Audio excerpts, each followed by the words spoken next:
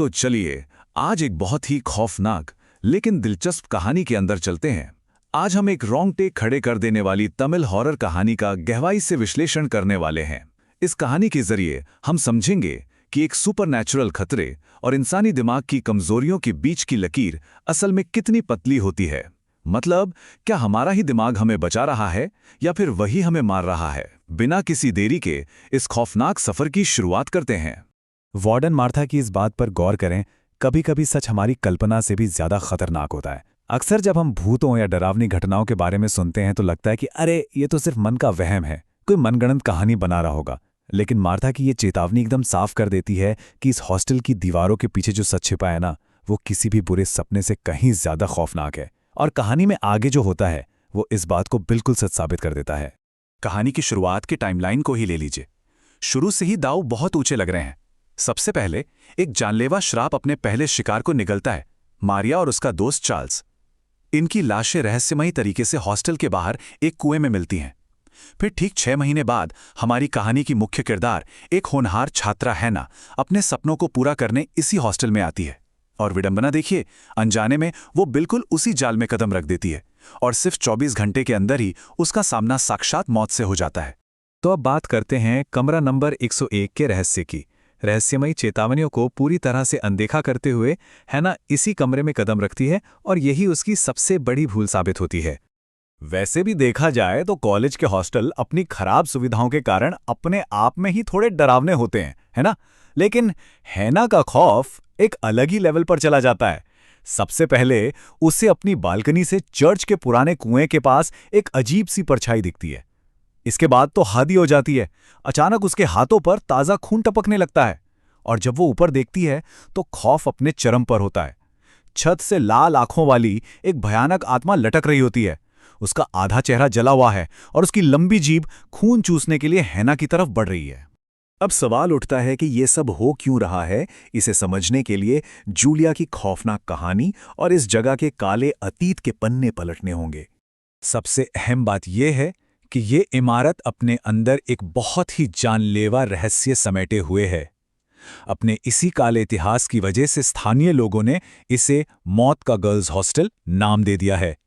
ऐसा अक्सर होता है ना कि बड़े संस्थान अपने काले इतिहास को दुनिया की नजरों से छिपाने की पूरी कोशिश करते हैं, लेकिन सच किसी ना किसी तरह बाहर आ ही जाता है। तो आखिरकार वार्डन मार्था जूलिया के इस खौफनाक अतीत से पर्दा उठा ही देती हैं। सालों पहले जूलिया नाम की एक लड़की इसी हॉस्टल में रहती थी और चर्च के अंदर काला जादू किया करती थी। एक रात उसने हद पार करते हुए एक मासूम लड़की की बलि दे दी और उसकी लाश को उसी पुराने कुएं में फेंक दिया। जब आसपास के लोगों को इस जघन्य अपराध का पता चला तो उन्होंने गुस्से में आकर जूलिया को जिंदा जला दिया। और बस तभी से ये अलिखित नियम बन गया कि जो कोई भी इस हॉस्टल में जूलिया का नाम लेगा वो भयानक रूप से मारा जाएगा। वो आत्मा कभी किसी को नहीं छोड़ती। तो अब आते हैं कहानी के सबसे दिलचस्प हिस्से पर, भ्रम या वास्तविकता। क्योंकि क्या इंसान जो अपनी आंखों से देखता है वो हमेशा सच होता है? इस सवाल का जवाब वार्डन मार्था की बातों में छिपा है। उनका कहना है कि अगर किसी भ्रम को सच मान लिया जाए तो वो एक ऐसा खौफ बन जाता है जिससे बचना बिल्कुल नामुमकिन है। मार्था बड़े ही गहरे तरीके से समझाती हैं कि अगर कोई अपनी आंखों देखी डरावनी चीज को केवल एक भ्रम मान ले तो वो सिर्फ एक भ्रम ही बनकर रह जाती है। लेकिन अगर इंसान का दिमाग उसे वास्तविकता मान ले तो वो डर सचमुच हावी होकर जान भी ले सकता है। ये इंसानी विश्वास और मन की ताकत का बहुत ही भयानक उदाहरण है। चलिए अब खौफनाक अंजाम और बचाव की तरफ बढ़ते हैं, जहां कहानी एक अकल्पनीय और रूह कपा देने वाले मोड़ पर पहुंचती है। यहां एक बेहद चौंकाने वाला मोड़ आता है। मार्था के जूलिया की सच्चाई बताने के ठीक बाद हैना के होठों पर अचानक एक अजीब सी रहस्यमयी मुस्कान आ जाती है और फिर देखते ही देखते हैना का मासूम चेहरा जूलिया के खौफनाक जले हुए चेहरे में बदल जाता है। ये पल सच में रोंगटे खड़े कर देता है। ये बिल्कुल साफ हो जाता है कि उस प्रतिशोधी आत्मा ने हैना के शरीर पर पूरी तरह से कब्जा कर लिया है और इसी पल वो सारी पुरानी मान्यताएं एक भयानक सच्चाई में बदल जाती हैं। जूलिया की आत्मा जो अब हैना के शरीर में है, वार्डन मार्था को उस राज को उजागर करने की खौफनाक सजा देती है। वो भयानक लंबी जीभ मार्था की गर्दन के चारों तरफ कसने लगती है और कुछ ही सेकंड्स में वार्डन मार्था का बेजान शरीर जमीन पर गिर पड़ता है। इसके बाद जब हैना को वापस होश आता है तो वो खुद को एक बेहद भयानक स्थिति में फंसा हुआ पाती है। उसके ठीक सामने मार्था की लाश पड़ी है और दूसरी तरफ जूलिया की खून से लथपथ आत्मा खड़ी है। जूलिया की आत्मा मुस्कुराते हुए बताती है कि लोग भले ही सोचें कि वो मर चुकी है, लेकिन उसकी आत्मा आज भी इस कमरे और उस कुएं के आसपास से भटक रही है।